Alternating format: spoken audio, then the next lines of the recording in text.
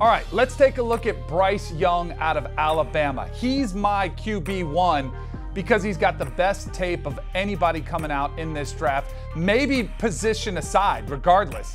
He's got exceptional film, and of course, the big question mark is his size. At just 5'10 and an eighth, 204 pounds, it is a concern, but when I look at the tape, I see a player who has cool, calm, collected nature about him when he's under center. It doesn't matter the situation. That's why my comp for him is Joe Cool, Joe Montana. Of course, the legendary quarterback with 4 Super Bowl rings. I could envision a career pretty similar for Bryce Young if he's put in the right situation.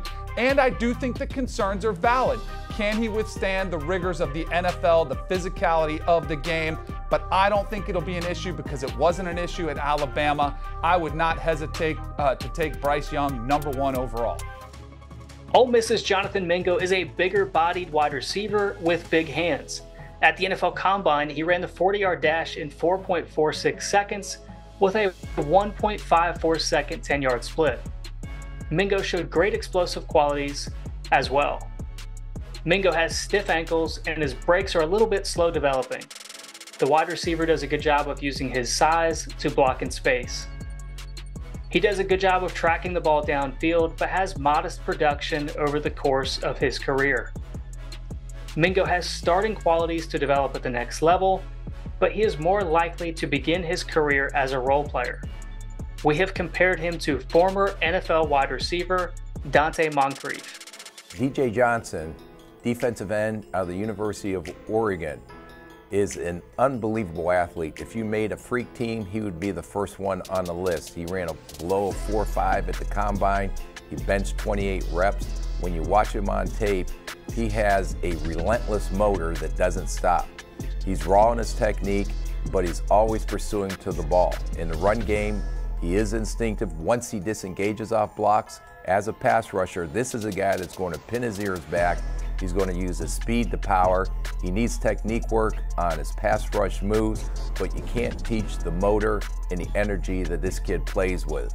A lot of defensive linemen are going to watch this tape, say, this kid has everything that we want in a defensive end. The technical part, I can teach him the game. He reminded me a lot of a defensive end we took out of South Carolina a few years ago, DJ Wanham. NC State offensive guard Chandler Zavala was one of the bigger NFL Combine snubs of the year. He is a power gap scheme blocker that plays with a strong, sturdy base, as well as good upper body strength. The lineman does a good job of absorbing contact, but needs to do a better job of adjusting his hands and feet to handle secondary moves.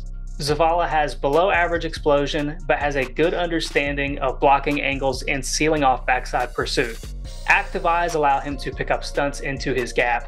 The offensive lineman has starting qualities and should compete for a role early in his NFL career. We have compared him to former NFL offensive guard Isaac Souls.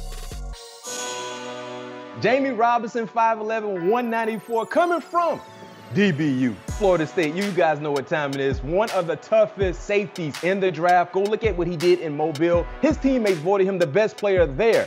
That says a lot in regards to his peers and seeing what he was able to do. No hesitation in run support. When he see it, he is going. He's not second guessing himself, and because of that, he's always where he needs to be in run support. He's shown the ability to be interchangeable in the back end as well. He's played the nickel. He's played the star position along with both safeties, so he understands the post and he understands box work as well. He's a student of the game. He loved to communicate, get everyone lined up, and like I said, he plays extremely fast. We look at his tempo and how he attacks the football, reminds me a lot of Mr. Buda Baker for the Arizona Cardinals.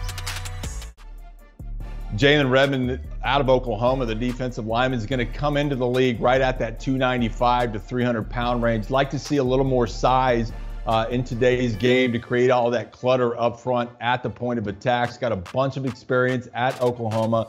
You talk to the GMs, you talk to the scouts. Most people think he's got a tremendous amount of upside. If he can get bigger and he can get more versatile coming up and down the line of scrimmage, most people are viewing him as an initial backup, maybe 1 or 2 years. Then he can move into a starting role once he learns how to play a variety of positions. I think his best fit is one of those defenses where they allow him to penetrate, give him some freedom. I think he earned some playing time early in his NFL career. They can put him in that rotation, let him learn, develop, grow, evolve as a player. Kind of reminds me when you look at him on film, like BYRON COWART, the 2019 NFL draft pick.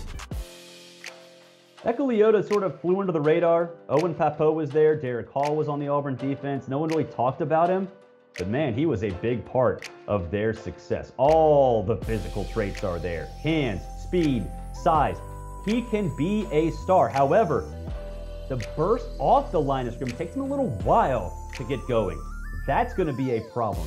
Plus, we don't necessarily know if he can be a star because he wasn't necessarily asked to be a star at Auburn. He was sort of a supporting player. That's going to have to change, which I think hurts him at the NFL draft level, but we know what scouts see. We know they can identify that talent, and he checks pretty much every box, a lot like Joseph Asai did when he came out of Texas. Joseph Asai, a star. I think when you look at what Eku can be there as well. Just doesn't have the reps, at least not right now. Oregon State cornerback Rajon Wright is a long, lean boundary defender. Overall play strength needs to improve, but the younger brother of Cowboys cornerback Nahshon Wright has good speed to mirror routes up the boundary. He is not afraid to jam at the line of scrimmage and be physical through routes. Wright is a bit high-waisted and can get twisted at the route stem. Tackling technique needs to improve based on his 19.1% missed tackle rate last season, according to True Media. Wright has good eyes in zone coverage, but can do a better job getting his eyes back to the ball when in phase. Wright has starting qualities, but will probably begin his career in a depth role. We have compared him to former NFL defensive back Brandon Browner.